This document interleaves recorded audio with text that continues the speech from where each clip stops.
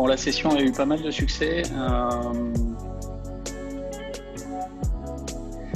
fait, le sujet, pour ceux qui l'apprécient, est hyper intéressant parce que rare.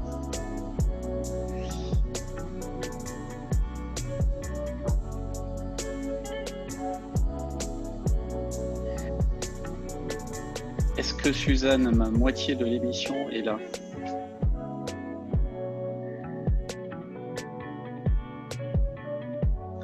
Sinon, c'est pas grave, on va se débrouiller.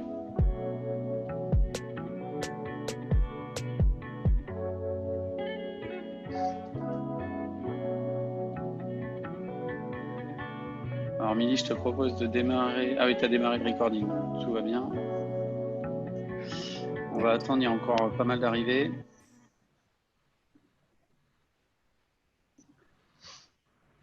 Bonjour à toutes et à tous.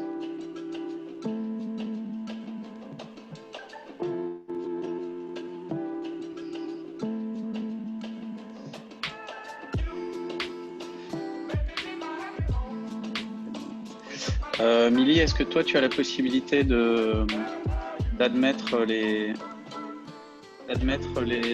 gens avec tes droits? Ouais, c'est bon. Oui, c'est bon. Donc tu le fais. Alors je vous rappelle, sur Zoom, vous avez la possibilité de faire des chats privés ou publics. Donc vous pouvez networker et vous pouvez vous écrire à tous.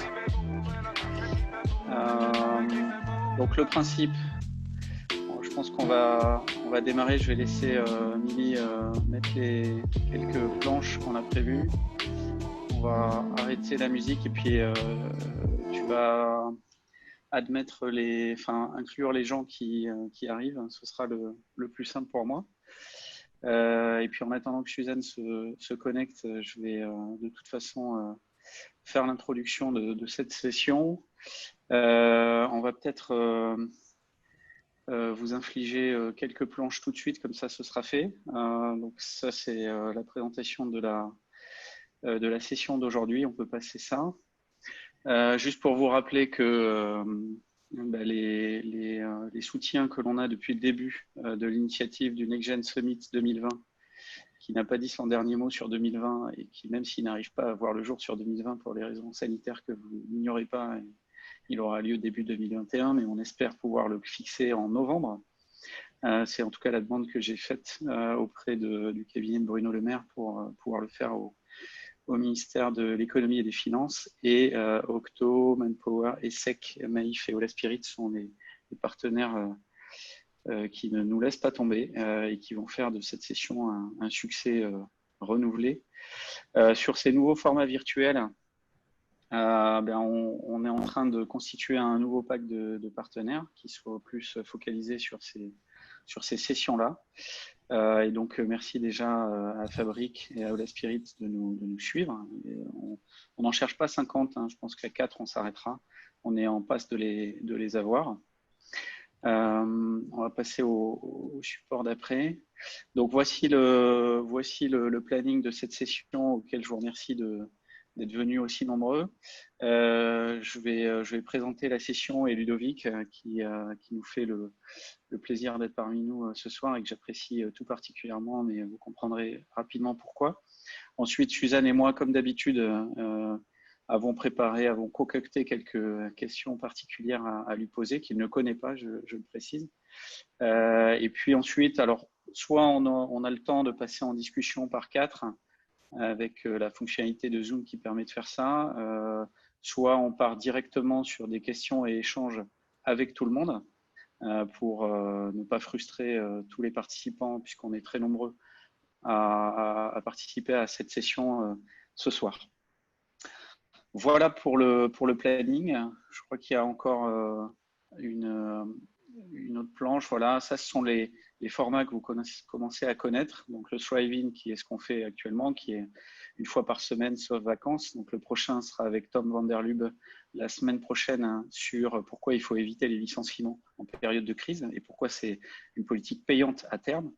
Brain Grain, qui est le format qu'on a eu en avril d'intelligence collective, qui a été extraordinaire et qu'on va recommencer, mais sur un format plutôt trimestriel.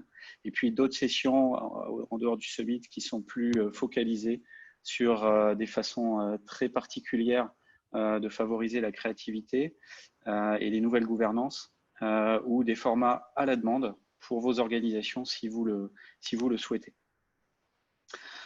Voilà pour ces formats, voilà l'agenda. Donc Martine, c'était la semaine dernière, Ludovic, c'est cette semaine, Tom en anglais la semaine prochaine et puis Mélanie, toujours en anglais, la semaine d'après. Voilà un planning très riche. Je pense qu'après on reprendra, mais fin août, hein, on va faire le break comme il se doit et revenir avec des têtes d'affiche extraordinaires, tout aussi intéressantes. Mais j'en dis pas plus, vous découvrirez ça. On a déjà une liste impressionnante pour la rentrée. On va se régaler. Voilà, bonsoir encore une fois à toutes et à tous. Suzanne et moi, on est très heureux d'accueillir ce soir Ludovic Cinquin, qui est le fondateur et le dirigeant d'Octo Technologies, qui est un cabinet de conseil et de réalisation. Octo, c'est probablement une des très grandes, très belles réussites françaises et européennes de ces dernières années. C'est extrêmement rare ce qu'ont fait les fondateurs et en particulier Ludovic d'Octo. Je pense qu'il va nous en parler pendant son pitch liminaire. Plus précisément, donc pour que vous sachiez qu'est-ce que c'est qu'Octo, avant que Ludovic rentre dans le détail, c'est le premier cabinet d'architectes IT qui a été fondé en 98 donc en France, qui a été pionnier du delivery agile depuis 2004. Et Dieu sait, comme d'autres qui sont présents sur cette conférence, je fais un clin d'œil à Léo d'ailleurs de l'IP, que les pionniers en agilité ont permis d'ouvrir la voie très largement à l'industrie. Octo, ça a été, et ça l'est toujours plusieurs fois, Great Place to Work, un vrai concentrateur de talent, une entreprise qui attire juste parce qu'elle est géniale dans sa façon de fonctionner. Et c'est pour ça qu'on est là ce soir, c'est pour entendre cette histoire géniale qui n'a pas de fin puisqu'elle se construit au fil de l'eau. Et puis, c'est tellement génial qu'ils ont été acquis par Accenture Digital en 2016. Ce que j'en comprends, c'est que Accenture s'est empressé de ne pas toucher à cette pépite, à ce diamant, pour justement en profiter pleinement et permettre aussi à Octo de se développer plus rapidement avec les expertises du groupe Accenture qui est gigantesque. Et donc la différence d'Octo, en tout cas ce que je perçois moi, c'est vraiment sa culture, sa manière de faire qui est tout à fait originale, unique. Ses convictions fortes sont des avant-gardistes véritablement de la techno. Et vous êtes convaincus, comme je le suis totalement, que c'est l'informatique qui transforme nos sociétés, c'est la techno qui engendre des nouveaux comportements, pas l'inverse. Et c'est pas du tout anti-humaniste de dire ça, mais c'est la réalité. Vous aidez vos clients à construire des systèmes d'information basés sur la techno, des méthodologies et de la compréhension des enjeux métiers qui est très importante. Moi, j'adore vos principes. Je vais en citer quelques-uns parce que je ne résiste pas.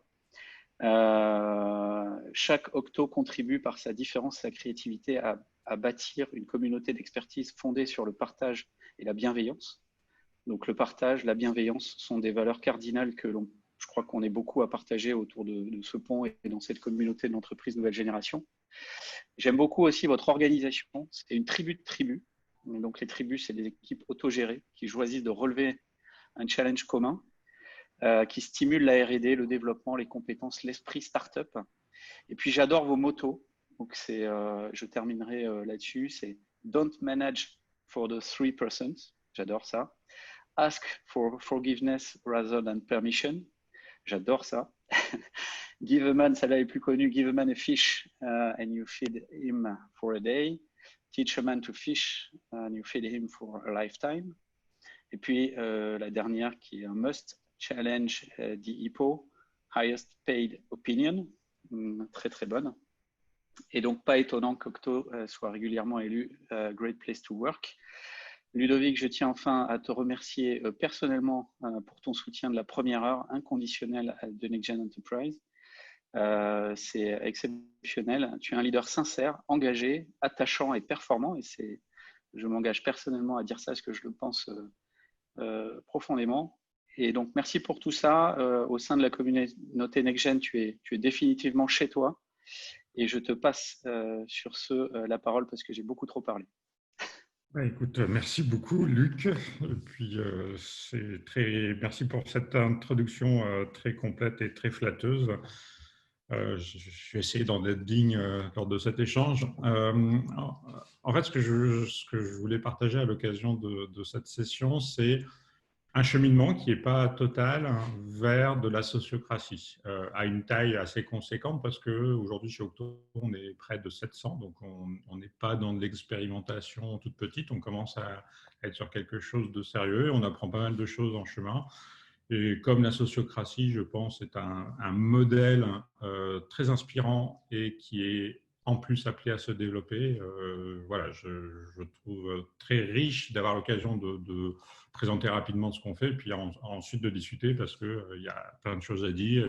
Et puis la façon dont on a présenté cette session, c'est vraiment d'illustrer que c'est un cheminement. Donc la destination n'est pas encore complètement connue, même si on avance bien et ça donne des choses assez intéressantes. Alors effectivement, Octo a à peu près 20 ans. Quand je décris l'histoire d'Octo, je dis que notre histoire, c'est le parallèle de l'histoire d'Internet.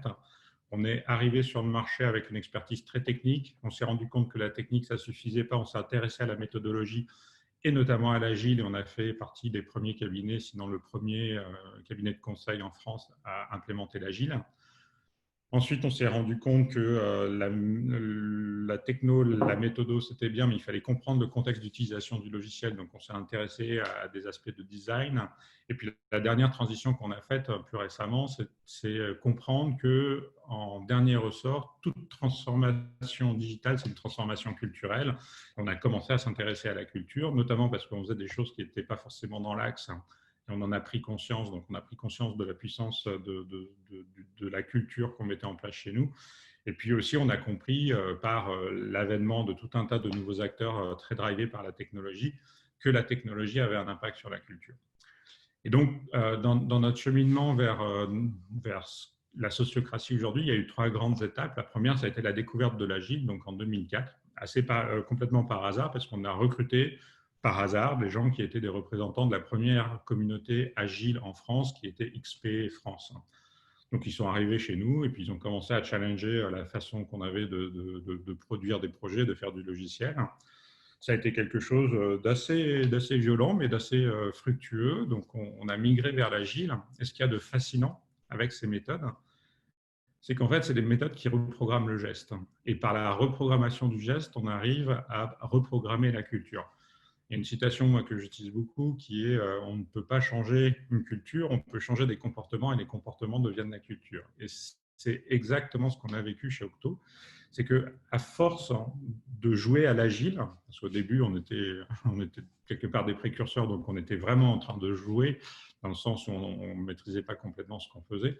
À force de jouer à l'agile, on a reprogrammé nos gestes quotidiens et nos gestes quotidiens sont devenus de la culture jusqu'à environ il y a 8 ans maintenant, on a traversé une crise assez grave, une crise culturelle. Alors, quand on fait du conseil, la crise culturelle, c'est les gens qui partent, c'est-à-dire des gens qui ne se reconnaissent plus véritablement dans le projet. On n'avait pas de problème de business, on avait juste un turnover qui était passé très rapidement de 7 à 20%. Alors, 20%, c'est des standards du marché, mais et comme on misait beaucoup sur la formation des gens, ça nous a fait quand même très mal. Donc, on a commencé à se poser pas mal de questions et on a compris qu'en fait, il fallait qu'on aille plus loin dans justement le mode d'organisation d'Octo et en laissant encore plus de liberté à l'initiative des individus. Et donc, on a décidé de s'organiser en mode tribu. Donc, les tribus, c'est des petites équipes auto-organisées qui décident de leur sort. Et donc, elles décident des sujets sur lesquels elles vont travailler, elles décident des missions qu'elles vont choisir, refuser.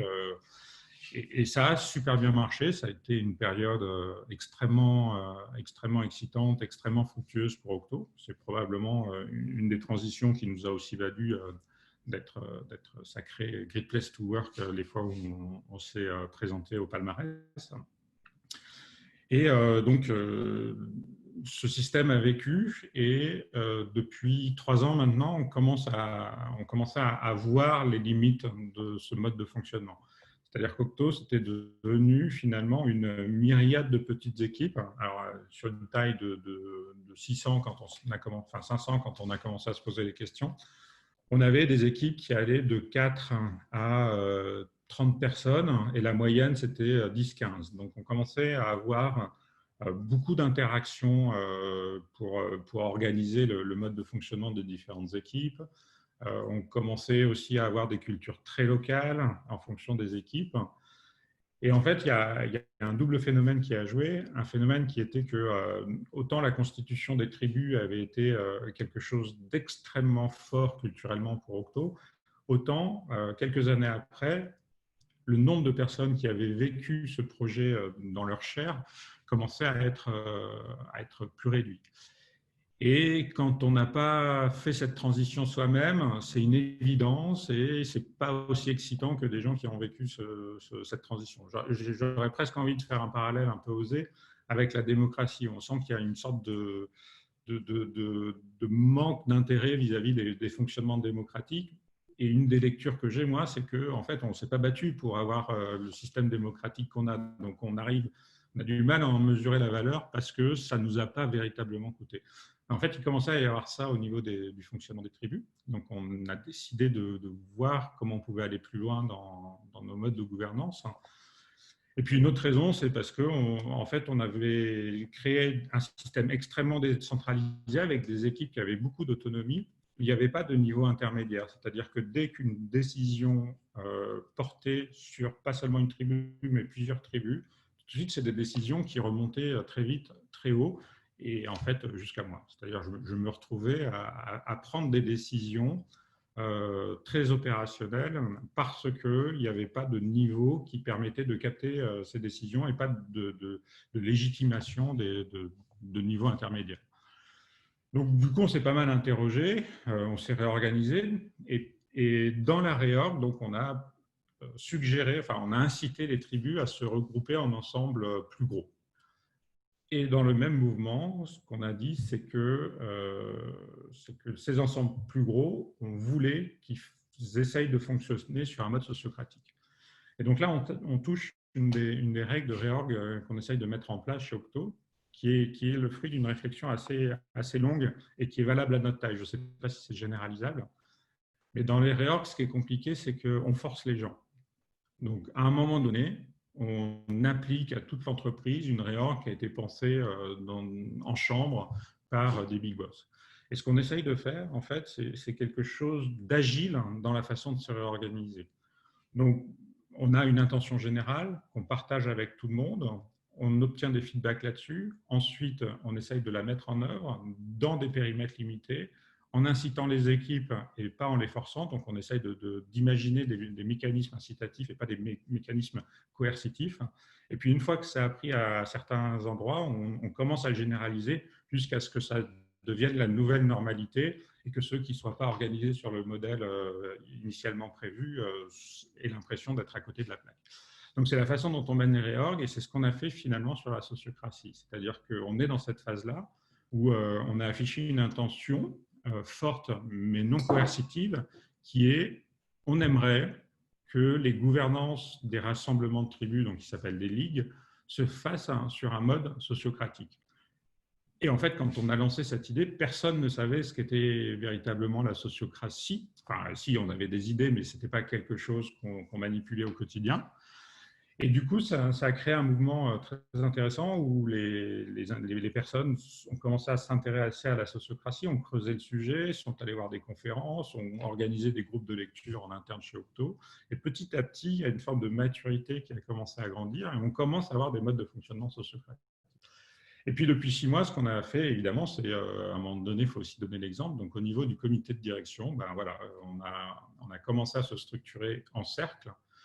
Et donc, on a fait le pari qu'on allait s'organiser sociocratiquement au niveau de la direction, qu'on allait inciter les équipes à s'organiser sociocratiquement, et qu'à un moment donné, on aurait un point de rendez-vous entre le haut et le bas, et un point de rendez-vous que j'espère qu'on atteindra d'ici 6 mois. Et quelque chose d'assez inédit, c'est qu'au niveau du comité de direction, donc on a créé nos cercles, on a créé nos doubles liens. Alors, si vous n'êtes pas familier de la sociocratie, on pourra en reparler après. On a créé nos doubles liens, on a élu nos facilitateurs, on a élu nos secrétaires et en confinement, donc tout ça à distance. Donc voilà, on est en train de de s'organiser en mode sociocratique, en mode confinement. Donc, c'est une expérience assez amusante. Ça prend plus de temps, je pense, mais ça fonctionne quand même. Voilà, donc c'est l'intention qu'on a. Je pense qu'il nous faut globalement les premiers mouvements autour de la sociocratie chez nous datent d'à peu près 1 an maintenant. Je pense qu'il nous faudra encore 1 an pour que ce soit notre modèle de gouvernance. Et donc, on a 2 cadres de référence, la sociocratie traditionnelle qui est assez légère, qui sont les doubles liens, les cercles et les élections sans candidat globalement. Puis il y a la sociocratie 3.0 qui vient avec tout un set de pratiques assez détaillées. Et quand on regarde la sociocratie 3.0, il y a à peu près la moitié des choses qui sont dedans qu'on faisait déjà plus ou moins. Alors, pour certaines de façon explicite et pour certaines de façon, comme des Monsieur Jourdain, on ne savait pas que c'était ce principe sociocratique-là, mais on le mettait en œuvre. Donc, ça nous aide aussi beaucoup à mettre des mots sur des choses qu'on faisait déjà dans notre mode de fonctionnement. Voilà pour le brossage de paysage général. Merci Ludovic, extrêmement clair et effectivement ça évolue puisque entre la première fois où je t'ai interviewé pour le livre Entreprise Nouvelle Génération et aujourd'hui il s'est passé plein de choses, donc on voit que ça vit à une vitesse incroyable, ce qui est la preuve que non seulement il y a de la résilience mais il y a de l'adaptation permanente et tu co-construis ça avec tes équipes. Est-ce qu'aujourd'hui tu es sur un mix entre le modèle Spotify et la sociocratie, tu as gardé quand même des patterns précédent où tu es en train de basculer totalement, vous êtes en train de basculer totalement sur un modèle de type sociocratie? Alors, en fait, le modèle Spotify, ce n'est pas un modèle très adapté pour le conseil. C'est-à-dire que le modèle Spotify, il décrit à la limite notre organisation pour l'émission. Si on résume, Spotify, ça consiste à dire que l'axe principal d'organisation, c'est des équipes pluridisciplinaires. Donc, on va mixer toutes les compétences qu'il faut pour développer un composant. Nous, c'est à peu près ce qu'on fait dans nos missions. Et notre organisation interne est plutôt orientée, si je reprends la terminologie de Spotify, selon des chapters, donc par des communautés de gens qui partagent les mêmes savoir-faire. C'est ce qui nous a semblé le plus efficace en fait dans nos métiers, parce que on attire des gens qui aiment le challenge de leur pairs. Donc, ce qui fédère le mieux les équipes, c'est de mettre en contact des pairs qui se challengent. En fait. Donc, les tribus, on les a appelées comme ça, mais pas par inspiration Spotify, plutôt par inspiration d'un livre qui s'appelle Tribal Leadership. Les tribus, chez nous, s'il fallait les mapper sur le modèle Spotify, ce serait plutôt les chapters du modèle Spotify. Et alors pour le coup, c'est quelque chose qui me paraît de plus en plus important au fur et à mesure qu'on agglomère des inspirations. D'ailleurs, tout ce que tu as cité tout à l'heure comme inspiration Octo, je pense qu'il n'y en a à peu près aucune qui est de nous. On a tout piqué. Ce qui est hyper important, c'est de ne pas être prisonnier des modèles. Les modèles viennent avec une systémique qu'il ne faut pas négliger, c'est-à-dire on ne peut pas juste faire son picking et dire ouais, non, je prends dans l'agilité, je prends le fait de changer tout le temps d'avis, mais en fait, je ne veux pas faire de rétrospective ou de trucs comme ça. Il y a quand même une certaine systémique et quand on secoue trop, quand on déforme trop un modèle, on en perd la valeur. Mais il ne faut pas en être prisonnier, c'est-à-dire c'est probablement une des raisons qui nous a fait aller vers la sociocratie plutôt que l'holacratie qui nous c'est ma question d'après. Donc, qui nous donnait une image un peu dogmatique en fait. Voilà, donc le modèle Spotify, alors déjà, ce qui est particulier, c'est que quand on s'adresse à ceux qui sont à l'inspiration du modèle Spotify comme Henrik Nyberg, il hurle, enfin non, c'est pas son genre, il est assez bonhomme, mais il est un peu, ça le gratte un peu qu'on parle du modèle Spotify, parce que lui, ce qu'il a décrit, c'est une façon de résoudre les problèmes qu'il rencontrait. Donc après, quand tout le monde s'en empare pour le plaquer brut de fonderie à tous les contextes, ça le choque. D'ailleurs, il commence par expliquer systématiquement que ce n'est pas un modèle et que c'est précisément le sujet, c'est que ce n'est pas un modèle. Super. Est-ce que tu peux nous citer, peut-être pas de manière exhaustive, mais les principaux rituels que vous avez en interne pour vivre selon cette méthode qui est la vôtre, que vous avez constituée progressivement? Quels sont les rituels clés qui caractérisent Octo aujourd'hui? En fait, on en a beaucoup et une des leçons, c'est que tous les rituels se périment. Donc, c'est quelque chose qui me marque pas mal au fur et à mesure des années. C'est-à-dire que ce qui est adapté comme rituel à un moment donné, ça se revisite à intervalles réguliers parce que les gens changent, la culture change, la taille change. Et un rituel qui marchait bien à un moment donné, il faut peut-être le changer. Alors maintenant, depuis qu'on met en place la sociocratie, on a des réunions de cercle qui va devenir un rituel très important. Donc, tous les cercles se réunissent une fois par semaine en ce moment, qui est beaucoup, mais on a jugé qu'il était important d'avoir quelque chose d'assez resserré à cause de la distance et à cause du fait qu'on était encore en phase d'expérimentation. Dans les petites choses qui créent du lien, qui sont importantes, c'est ce qu'on appelle les journées tribus, donc à discrétion des tribus. Ils organisent, enfin, ils ont, et ça s'est stabilisé dans le temps, ils ont en moyenne une journée par mois où ils se retrouvent. Et quelque part, ils font ce qu'ils veulent. S'ils ont envie de jouer au baby toute la journée, ben, ils jouent au baby toute la journée. On considère que c'est des moments qui sont importants pour constituer l'équipe. Et c'est à chaque équipe de percevoir la meilleure façon pour eux de faire équipe. Mais ces rituels sont importants pour fédérer ces équipes parce que si on n'a pas de moment de rencontre comme ça, si on n'a pas des points de rendez-vous, en fait, une équipe, ça n'a pas beaucoup de sens, quoi. Donc ça fait partie des rituels très importants. Dans les choses qui sont très communes chez nous, c'est les BBL, donc Brown Bag Lunch. Donc c'est une pratique assez courante. Sauf que chez nous, en période hors confinement, et ça a perduré un petit peu pendant le confinement, mais forcément sous une forme différente, à peu près toutes les salles de réunion d'Octo, donc 6-7 salles de réunion, tous les midis sont prises par des gens qui proposent du partage sur un sujet avec le reste d'Octo, et c'est ouvert à tout le monde.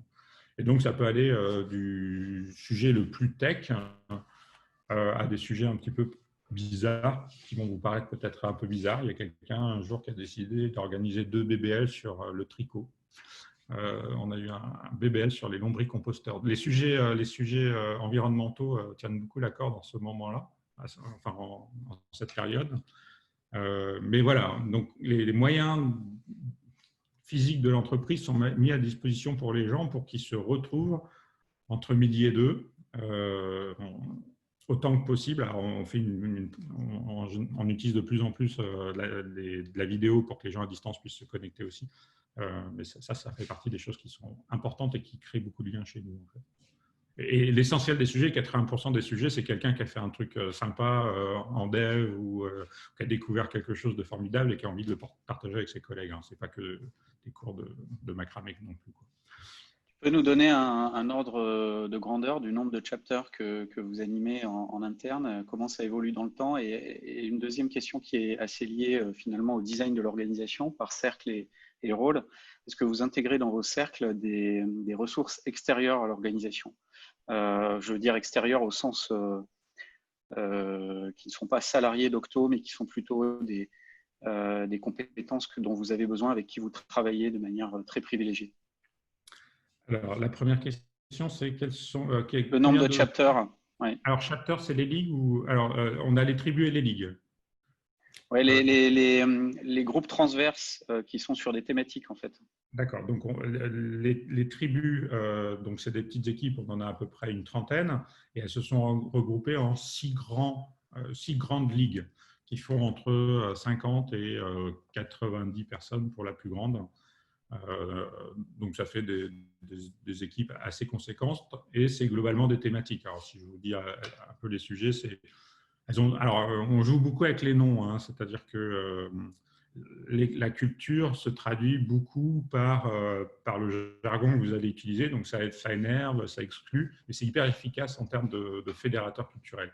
Donc, il y en a une qui s'appelle Panda, il y en a une qui s'appelle La Forge, il y en a une qui s'appelle WAM, un jeu de mots sur moi, évidemment. Et donc, il y en a une qui s'occupe de tout ce qui est délivré agile, il y en a une qui fait de la transformation culturelle, il y en a une qui va travailler sur tout ce qui est data science et intelligence artificielle, il y en a une qui fait du DevOps, enfin, des trucs assez tech. Et donc, on en a 6 comme ça. Et la deuxième question, je crois que j'ai oublié, je n'ai pas pris de note. C'était quoi ta deuxième question? La deuxième question était les ressources extérieures Ah oui. non salariées d'Octo qui pourraient participer à ces cercles, à ces groupes. Alors, on s'est posé une question qu'on n'a pas encore tranchée, qui est est-ce qu'on devait impliquer des personnes d'Accenture dans cette gouvernance-là, donc inclure des gens d'Accenture dans nos cercles. La question reste encore ouverte. Aujourd'hui, on se fait accompagner par des coachs de temps en temps, pas systématiquement, c'est-à-dire qu'on ne veut pas être sous pair de coaching, mais en revanche, on veut quand même apprendre les bons gestes correctement. Donc, on a des coachs qui interviennent de temps en temps dans les cercles, mais on n'a pas constitué des cercles avec des personnes extérieures. Sachant qu'aujourd'hui encore, Octo a un conseil de surveillance, donc on a quand même des personnes extérieures qui offrent un regard sur les orientations de l'entreprise. Et justement, donc tu l'as évoqué, c'est le moment d'y aller là, sur les liens avec Accenture. Comment ça se passe et est-ce que finalement, comme Zappos au sein de Amazon, vous êtes protégé ou vous êtes un laboratoire d'innovation managériale? Comment se passent les relations? Comment tu les vois évoluer dans le temps? Alors, en fait, elle se passe bien et je pense que c'est assez lié à une forme de pragmatisme américain. C'est-à-dire que globalement, tant que ça marche, c'est OK. Si on commençait à avoir si le modèle qu'on promeut commençait à montrer des faiblesses ou à être inefficace, je pense que ce serait beaucoup plus difficile de défendre ce modèle.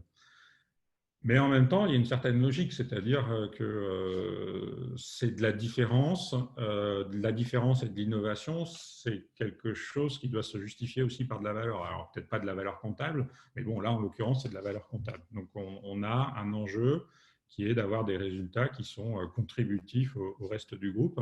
Et moyennant ça, pour l'instant, ça se passe très bien. En fait. Tu es le Tony Hsieh d'Accenture. Je ne sais pas si je serais capable d'endosser ça, mais ouais, je ne sais pas. On te laisse avancer en fait, effectivement, puisque ça fonctionne très bien. Exactement. Et puis en fait, c'est aussi une belle preuve de ce que l'on peut faire quand on marie un grand groupe industriel avec une petite boîte innovante. Et je trouve qu'à cet égard, on ne s'en sort pas si mal parce que c'est un exercice qui est difficile. Il y a beaucoup d'acquisitions comme ça qui n'arrivent pas à exprimer leur valeur parce qu'on n'arrive pas à intégrer les deux ou parce que le grand groupe broie l'acquisition. En fait. Donc, jusqu'à présent, je croise les doigts, je trouve qu'on réussit parfaitement ce travail d'équilibriste. Super. J'ai ouvert la parole pour les questions. Donc, Jay, si tu veux démarrer. C'est moi, c'est Jean-Yves, c'est ça? Oui, oui, d'accord, je n'ai pas compris que c'était mon prénom.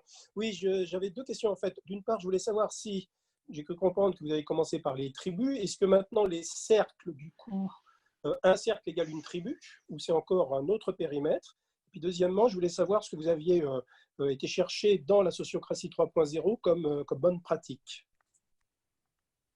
D'accord.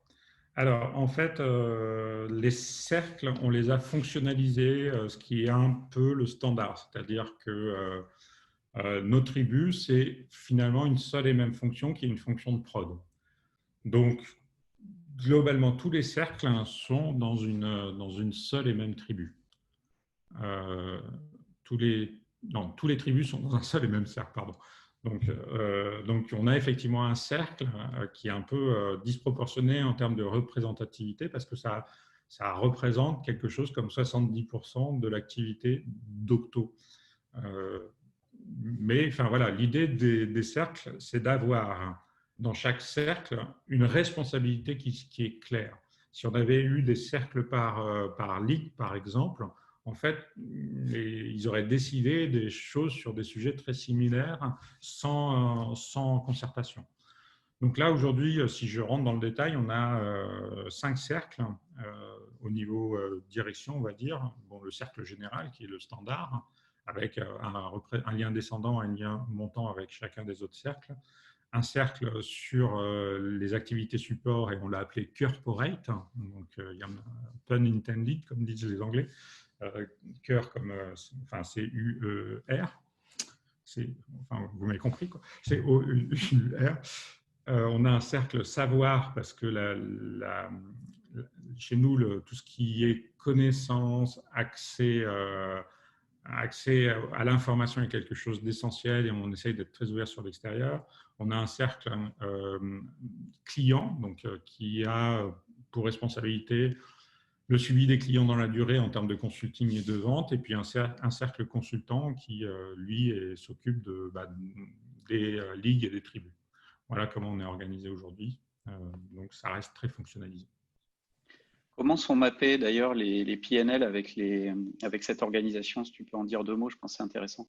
Alors oui, nos PNL sont par équipe, donc par tribu, avec maintenant un PNL qui est consolidé au niveau des ligues. Donc chaque entreprise, chaque équipe opérationnelle, ce n'est pas le cas des fonctions support évidemment, est en quelque sorte une mini-entreprise qui a son compte de résultats et qui peut engager des dépenses en fonction de ce compte de résultats-là. Il faut arriver à trouver, ce qui est super compliqué quand on fait des organisations très décentralisées comme ça, c'est de trouver le bon curseur entre l'autonomie qu'on laisse et le fait qu'il y ait une certaine cohérence entre les différentes équipes. Pour le coup, j'ai vu des entreprises qui étaient allées très loin là-dessus, mais on prenait 2 équipes différentes, c'était presque des boîtes différentes, avec des cultures, avec des micro-cultures assez différentes, et c'est un curseur qui n'est pas facile à placer, et je trouve qu'on s'en est pas trop mal sorti. Merci. Gilles, à toi. Je mets le micro, ouais.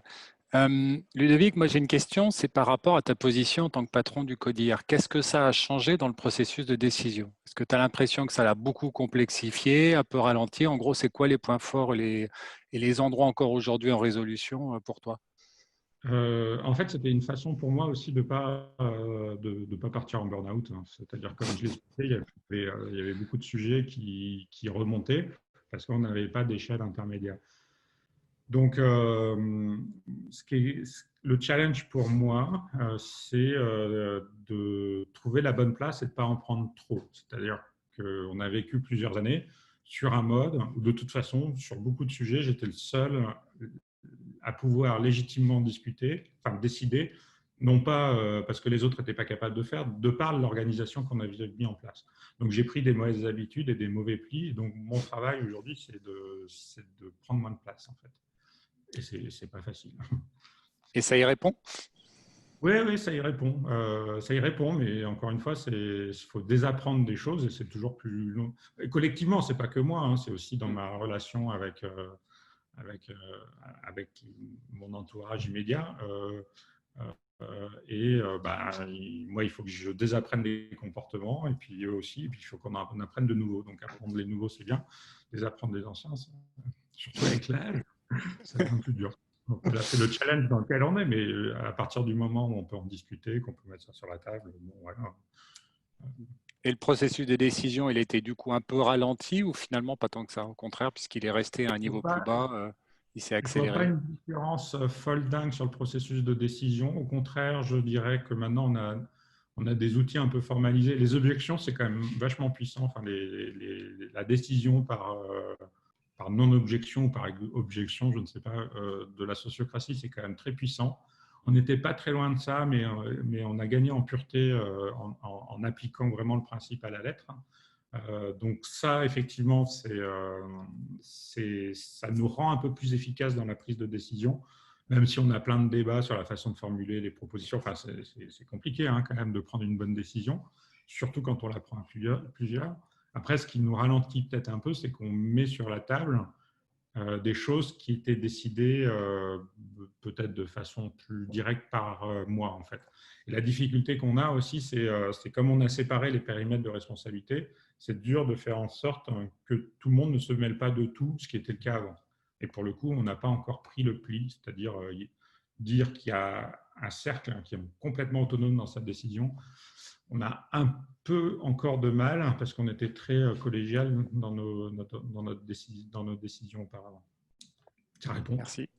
Ouais, merci Ludovic. Bonjour Ludovic, merci Bonjour. déjà de ce partage. Je vais reprendre mes 2 questions, sachant que j'ai déjà eu une partie des réponses. Donc, question qui est posée par Gilles, mais peut-être qu'il y a des compléments. Ma première question, c'était quel était l'élément déclencheur pour passer en sociocratie. Et puis la deuxième question, c'est qu'est-ce que vous avez comme espérance, sens large, d'ouverture ou attente dans ce changement. Voilà. Je ne sais pas s'il y a des compléments, parce qu'il y a déjà une partie de réponse qui a été Ouais, alors, donc l'élément déclencheur, il est de plusieurs ordres. Alors déjà, tout d'abord, une lassitude, enfin, dans une organisation, tout s'use. Donc nos tribus, c'était vraiment super, mais ça commençait à s'user. Je pense qu'on n'était pas outillés pour passer à l'échelle, c'est-à-dire que les tribus, c'était super, mais on les a créées quand on était 150, on est 700, donc les conditions ne sont pas tout à fait les mêmes. Donc on avait besoin d'avoir une gouvernance plus lisible à l'intérieur, à l'extérieur, vis-à-vis d'Accenture, vis-à-vis des clients, enfin des choses beaucoup plus lisibles. Et donc ça répond à cette intention. Et puis en fait aussi une envie personnelle, c'est-à-dire que je pense que la façon de faire travailler des groupes humains, ça va être la clé du monde qui s'ouvre, sans tomber dans des choses du monde d'après, monde d'avant, tout ça, machin. Je pense que, et là je vais peut-être être un peu messianique, mais quand on considère la crise environnementale qui se profile, je pense qu'un des sujets qu'on va avoir, c'est comment on crée des collectifs efficaces à des échelles de 150, 200 personnes. Et je pense que les outils sociocratiques, en fait, on devrait tous l'apprendre parce que je suis persuadé que ça va nous servir au moins à un moment donné dans les 30 ans qui s'annoncent. Voilà, mais ça, c'est des convictions personnelles. Donc, j'avais envie d'explorer aussi ces choses-là. Et ce qui est génial, c'est qu'on a une équipe de direction qui est très ouverte, avec peu d'ego. Parce que pour être capable de mettre en place ces transformations-là, il ne faut effectivement pas avoir des combats d'ego trop forts dans les comités de direction. J'ai répondu. La deuxième, j'ai répondu aussi, c'est bon? Oui, je pense, sauf si, enfin, je n'avais pas parlé d'espérance. Espérance, ça peut être une idée folle de quelque chose que peut-être vous n'atteindrez jamais, mais qui peut guider aussi une intention. Ouais, bah c'est ça. C'est donner les outils à tout le monde qui passe chez Octo pour évoluer dans des collectifs bienveillants et auto-organisés dans le futur. Ok, merci.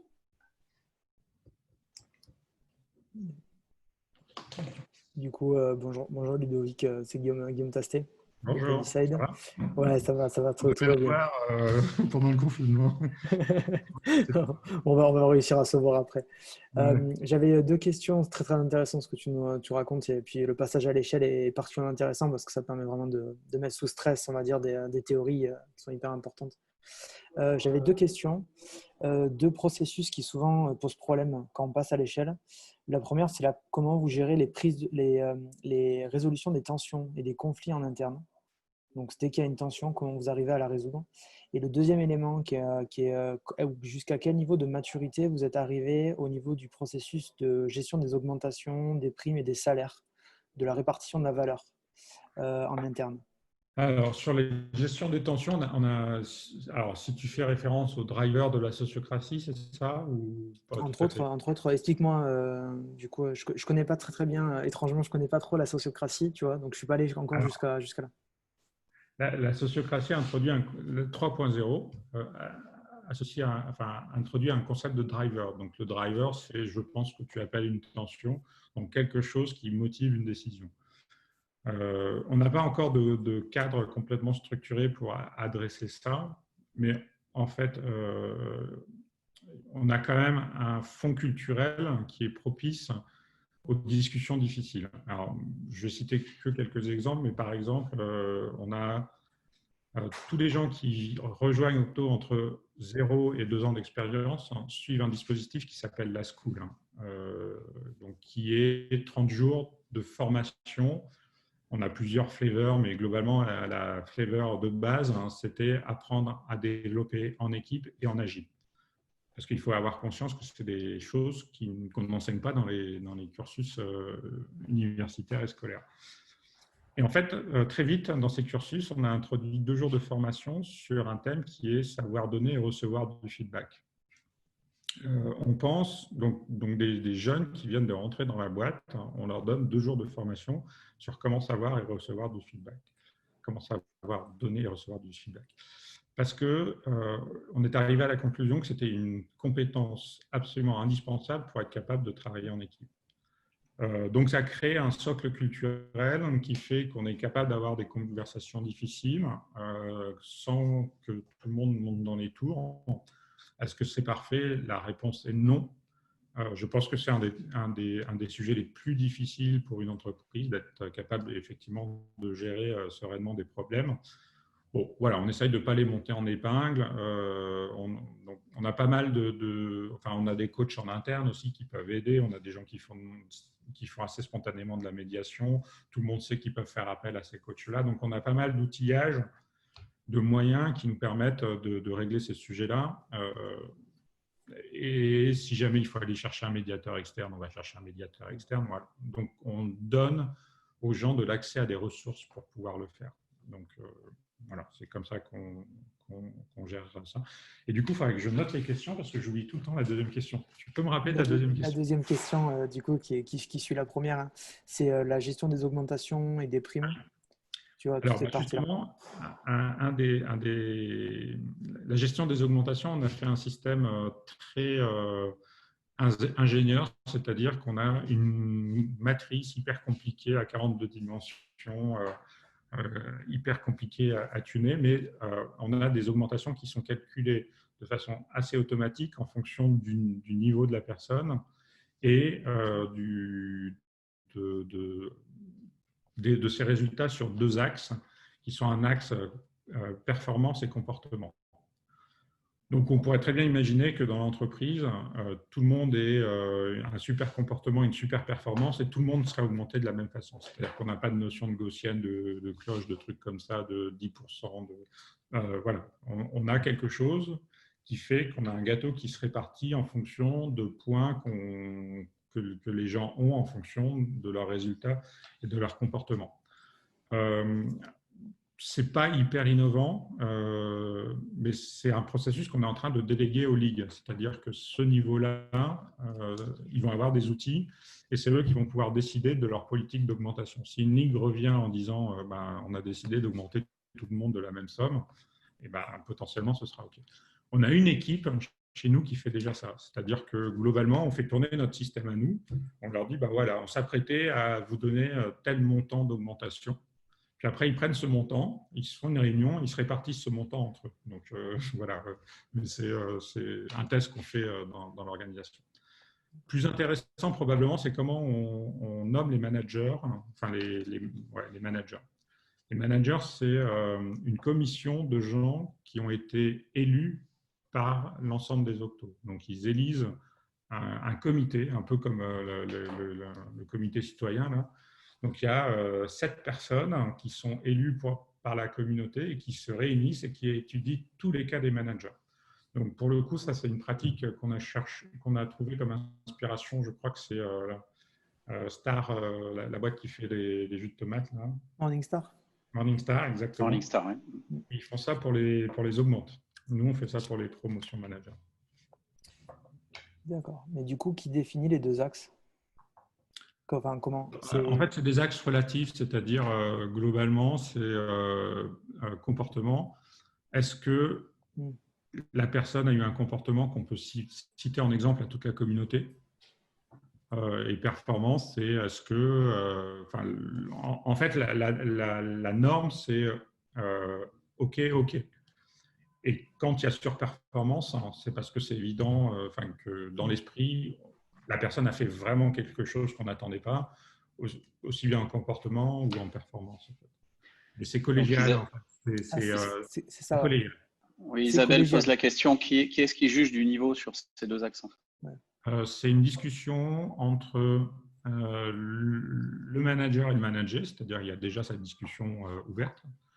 Ensuite, cette discussion est partagée entre tous les managers d'une ligue, typiquement, et en présence de quelqu'un de la direction qui s'assure que les critères ont été à peu près homogènes entre les différentes équipes. C'est assez byzantin comme système. C'est hyper compliqué, mais c'est plus dur. C'est plus dur. Ouais, l'augmentation, c'est un sujet qui est un peu chaud. C'est clair. Okay, c'est pour ça qu'on fait des choses byzantines mais on essaye de les rendre aussi objectifs que possible en multipliant les points de vue et en rendant ça auditable quelque part. C'est-à-dire qu'il y a peu de décisions sur les augmentes qui sont prises dans le secret d'une salle de réunion avec deux personnes qui se serrent la main en disant « bon, on est OK, on fait ça ». Et comment tu assures aussi au niveau de transparence des salaires? Est-ce que du coup, parce que s'il y a des décisions qui sont faites collégialement, on peut tout à fait faire la somme des enveloppes des augmentations et à la fin, ça met en danger la structure économiquement. Du coup, comment vous faites la consolidation au niveau entreprise pour pas que les augmentations mettent à risque la structure au global? Je suis désolé, je vais peut-être raviver des plaies profondes, mais on a inventé la retraite par points avant Macron. C'est-à-dire que globalement, les éléments de performance donnent droit à des points. Et après, on a une enveloppe d'augmentation qui est indexée sur nos résultats économiques. Et donc, après, les points donnent droit à une part de ce volume-là. Donc, ce n'est pas des montants absolus, c'est des montants relatifs. Et c'est pour ça que si tout le monde met surperformance sur les deux axes à toute la boîte, le système compile encore parce que c'est juste une division. Mais c'est hyper compliqué, je l'accorde. Non, c'est hyper astucieux. Moi, j'aime bien. Ce qui est sûr, c'est que quand on touche à la rémunération, c'est qu'on est à un niveau de maturité de distribution de l'autorité qui est quand même extrêmement avancé, parce que c'est probablement le sujet le plus compliqué à traiter de façon pacifique. Et à 10 000, notre système ne passerait pas. Donc, c'est pour ça qu'on est aussi en train de réfléchir à comment on descend un niveau d'autonomie sur ces prises de décision. Super. On s'approche de la fin. On va encore prendre deux questions. Alors, il y a Katie Le Carbonel qui a une mauvaise liaison, donc je pose cette question pour elle. L'évaluation je trouve c'est particulièrement intéressant, l'évaluation de l'ego fait-elle partie du processus de recrutement? Peut-on avoir de l'ambition et un ego collectif? Vous avez 2 minutes. Ouais. Ben, on en avait parlé quand on avait fait le podcast, mais moi, je considère que l'ego, c'est hyper important pour se tenir droit et c'est un poison pour le travail d'équipe. Donc, il faut arriver à trouver le juste équilibre entre les deux. Et c'est super compliqué. Et en plus, ça varie au cours d'une vie, au cours d'une carrière, en fonction de ce qu'on a réussi, pas réussi, de sa maturité. Enfin, voilà. Mais ce qui est sûr, c'est que des personnes qui n'ont aucun ego, c'est compliqué dans le monde de l'entreprise. Et des personnes qui en ont trop, c'est aussi super compliqué. Donc, ce qu'on vérifie au moment du recrutement, c'est la capacité de la personne à s'inscrire dans un collectif. Ça, c'est sûr. Et d'ailleurs, dans les schools, c'est quelque chose qu'on regarde. Encore une fois, les schools, c'est apprendre aux gens à faire des choses en agile et en équipe. Et le en équipe est hyper important. Et, par exemple, sur le développement, un Mozart du développement qui bosse tout seul dans son coin, qui est super brillant et qui est incapable de travailler en équipe, ça ne nous intéresse pas parce que ce n'est pas comme ça qu'on fait du code aujourd'hui. Donc, on le vérifie très tôt, la capacité à travailler en équipe. Et après, un des boulots que j'ai, que je partage avec les autres membres de la direction, mais c'est de s'assurer que ceux qui ont trop d'ego finissent par comprendre que leur succès dépend du collectif et sinon faire en sorte qu'ils partent. En fait. Voilà. Je pense qu'à un moment donné, trop d'ego tue les organisations. Donc, il faut être capable de faire un peu de grooming, de ménage sur ce sujet. La dernière pour Gilles. Oui, bonjour, merci pour ce témoignage. Quels sont les types de conflits qui nécessitent l'intervention d'un médiateur externe dont tu as parlé tout à l'heure? Les types de conflits, c'est des gens qui vont avoir une collaboration sur une mission qui s'est très mal passée, en fait. Donc des expériences douloureuses dans l'exécution d'une mission. Ça va principalement être ça. Après, il peut y avoir un peu des conflits de territoire, c'est-à-dire que comme on a toujours les défauts de ses qualités, un de nos défauts, c'est que l'organisation n'est pas forcément très lisible. Donc, il y a un tel qui peut faire la même chose qu'une telle, par exemple, et ça peut faire des frictions en termes de territoire. Voilà. En général, c'est jamais aussi grave que les mauvaises expériences en mission, mais ça peut arriver. Merci. Donc, des missions qui collectivement se sont très mal passées, de temps en temps, fait appel à des personnes extérieures. Je pense qu'on a tous apprécié ce soir la grande franchise, la grande transparence de Ludovic. C'est quelqu'un qui dit les choses et qui les dit en toute simplicité. C'est assez remarquable à ce niveau de responsabilité. Vraiment formidable. Peut-être tu as un dernier mot pour la fin, Ludovic, avant que je conclue. En fait, moi, je voudrais juste souligner que plus on creuse la sociocratie, plus on est convaincu qu'il y a des choses super intéressantes dedans, que c'est un chemin qui vaut le coup. Et voilà, je pense que c'est un sujet à regarder de près parce que j'ai la conviction que c'est un peu on parle beaucoup d'entreprises agiles. Je pense que c'est un socle qui permet de construire une nouvelle génération d'entreprises, en fait. Donc, Next Gen Enterprise, ça colle. On est bien dans le thème. Merci Ludovic. Et puis, je retiens que tu aurais dû être sélectionné pour faire passer la réforme des retraites. Donc, on attend le prochain remaniement pour voir ta possible évolution. Mais en fait, franchement, tu es bien mieux dans le business et on a bien besoin de toi pour nous montrer la voie. Et c'est très intéressant qu'on ait des gens comme toi extrêmement rares en France et en Europe. Parce que ces valeurs que tu défends, que tu as présentées ce soir, elles sont profondément enracinées dans le socle et les racines européennes. Et donc, il n'y a aucune raison que les Américains les mettent en place avant nous. S'ils le font, tant mieux d'ailleurs. Mais les exemples doivent venir d'Europe, j'en suis persuadé. Et tu en es un brillant. Je pense qu'il y en a plein. Il y en a plein. Je l'ai trouvé, mais il y en a plein en fait. Par contre, des at scale, il n'y en a pas tant que ça. Et ce que tu viens de dire sur la socio, c'est extrêmement intéressant. Il y avait aussi d'autres questions qui demandaient d'autres exemples. On n'a pas le temps de les traiter ce soir, mais on se reverra, c'est sûr. Et puis, on te reverra surtout au Summit très prochainement on stage, en chair et en os. Un grand merci, un grand bravo à toi, aux équipes d'Octo, parce que effectivement tu les représentes, mais c'est tout un collectif qui fonctionne bien, qui itère, qui apprend, qui a des échecs, des réussites et qui progresse. Et c'est pour nous tous hyper inspirant et pour les sociétés qui veulent faire at scale, parce qu'il y a plein de PME qui fonctionnent très bien sur ces modèles, mais finalement pas tant que ça à l'échelle qui est la tienne. Donc, c'est très enseignant. Encore merci. On termine à peu près à l'heure. Et puis, Suzanne, qui est parlementaire, qui est députée suisse, a eu une session parlementaire et c'est la raison pour laquelle elle n'a pu se joindre à nous. Elle est toute excusée. Ludovic, un dernier mot? Non, merci à toi. Je trouve ça toujours très riche, ces échanges. Donc, merci d'organiser ces rencontres. Je pense que j'avais assisté à celle de Gilles Babinet. J'avais trouvé ça super aussi. Donc voilà, mais d'en avoir fait partie. La tienne était tout à fait remarquable. Bravo. Et donc la semaine prochaine, pour ceux qui ne connaissent pas Tom van der Lubbe, je vous conseille vraiment de venir. Vous allez pas perdre votre heure. Vous allez bien investir. Tom est quelqu'un d'exceptionnel, profondément européen. C'est un néerlandais qui est à moitié allemand, qui défend la position de Paris sur l'Europe et qui en parlera et qui explique pourquoi les entreprises font bien de ne pas licencier dans la période de crise, évidemment, si elles ont le choix d'opter pour ça, et pourquoi c'est important. Et il parlera aussi de la rémunération, c'est un sujet qui est très important.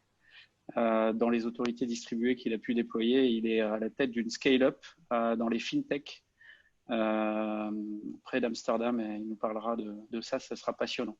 Ce sera en anglais. Merci à tous. Très bonne soirée. Portez-vous bien et longue vie à la communauté NextGen. À bientôt. Bye bye. Merci Milly pour le coup de main. C'était super.